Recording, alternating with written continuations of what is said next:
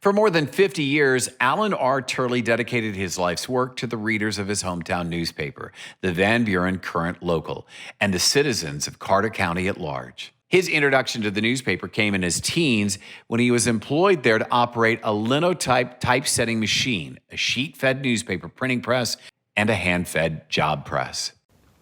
In Alan's younger years, a person needed to be a craftsman with mechanical skills to publish a weekly newspaper because a lot of the skilled printers were transient, and some had drinking problems. Therefore, one had to be able to operate and fix all the printing equipment.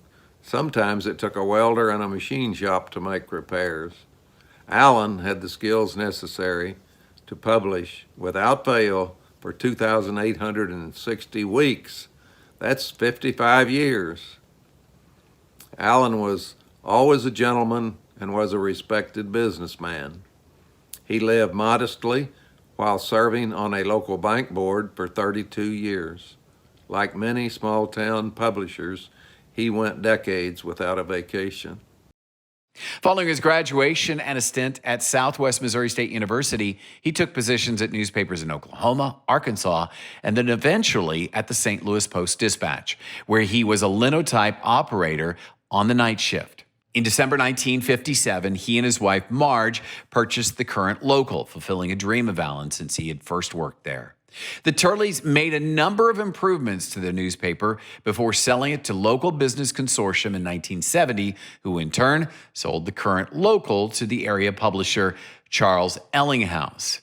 Following a time working as a sales representative for the Daily American Republic in Poplar Bluff, the Turleys once again purchased the Current Local, this time from Ellinghaus in 1972, where Alan remained until his retirement in 2014. Turley was known as a bastion of reliability, rationality, and honor to the readers of the Current Local. His legacy is the preservation of necessity and integrity of the Current Local and, by extension, the integrity of newspapers everywhere in the minds and hearts of their readers. He died December 11, 2014, at the age of 85, and just a month after his retirement from the newspaper.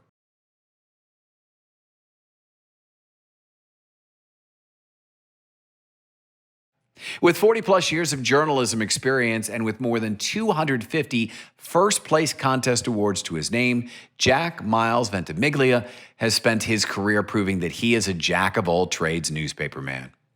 The first in his family to attend and graduate college, Miles dropped out of high school for a year before returning to finish and then go on to college, earning his master's degree in journalism mass communications from Central Missouri State University. Since 1980, he's held a variety of editor positions at publications in Illinois, Kansas, and Missouri. Miles has earned or shared in earning more than 250 first-place awards from multiple journalism and press organizations, including the MPA, National Newspaper Association, Society of Professional Journalists, Associated Press Managing Editors, Missouri State Teachers Association, and several others. Among his many accolades have been 13 Gold Cup wins in Missouri Press's Better Newspaper Contest from 3 non-affiliated newspaper groups: the Liberty Sun News, the Warrensburg Daily Star Journal, and the Richmond News. Jack is the full package. Even after 3.5 years of working with him, he still surprises me. He does it all. He writes stories, shoots beautiful photography, lays out stunning pages, writes thought-provoking opinion pieces, and even draws his own political cartoons. Jack inspires his readers to think critically and openly. He holds local governments, recently 2 county governments, accountable to the people. His diligence and his passion to the profession has marked substantial changes in the Ray and Clay County governments over the past year. Issues ranging from the local to the professional have been the subject of Miles's ink, including championing gender equality and civil rights, advocating a reporter's shield law in Illinois, and proposing similar legislation for Missouri's reporters, and arguing for a state amusement park ride inspection law and state sex offender registration reform. In addition to serving as a director of the AMPA board, he has been an active member of the association's contest committee and was president of the Kansas City Press Club Society of Professional Journalists.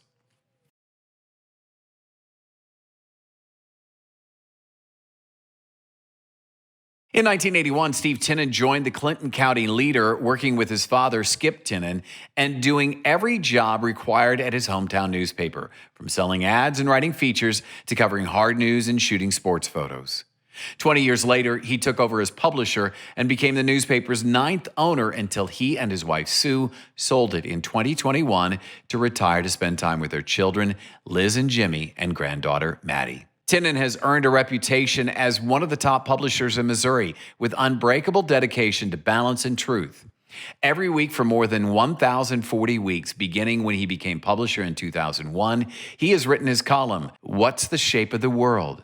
His work and the work of the staff at the Clinton County Leader has been recognized on numerous occasions, including earning 2 gold medals and 2 first-place General Excellence Awards from the Missouri Press Foundation's Better Newspaper Contest in recent years. He has previously been active on the MPA Board of Directors and is very involved in the Northwest Missouri Press Association, including contacting presenters and helping to organize the group's annual meeting. His father's name was Skip Tinnen, who became involved in the newspaper in the 1960s, and we had such a great friendship over the years. His dad's passed away, but Steve has taken on the newspaper, and he's really got it thriving. It's one of the best papers in northwest Missouri. I talked to his the sports editor, who describes him as a real champion for Clinton County.